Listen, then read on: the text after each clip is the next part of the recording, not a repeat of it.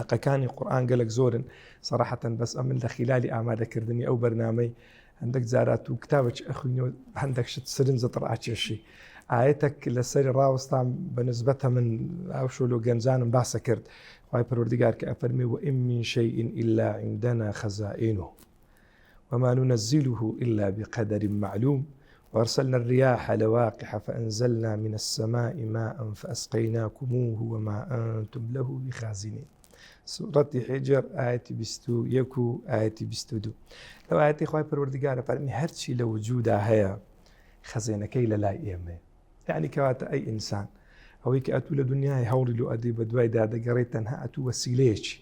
باقی ئیدی خەزێنەکان لای خوای پەروەردگارن جەل جەلاله.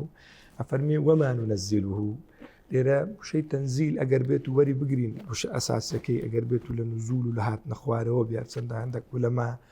باسی لە خەڵق ئەکەن نەزل بە معنە خەڵق بی، نەزل بە معنە بەخشین بی، نەزل بە معنە عەطاء بی، بەری ئا معنای زۆرن، بەس لێرە ئەگەر بێتەوە معنای وەربگرین ئەفەرمێ ئەوەی کە ئەیدەینە خەڵکیش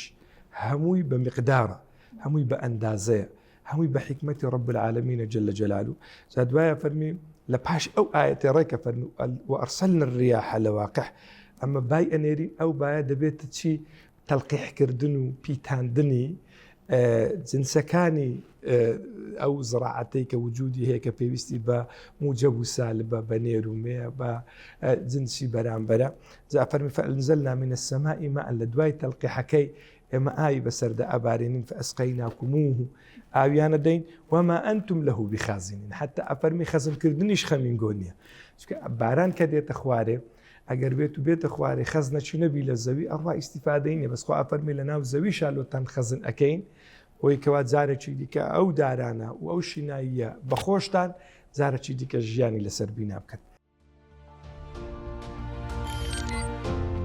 میهرەبانی، دڵسۆزی و لێزانی.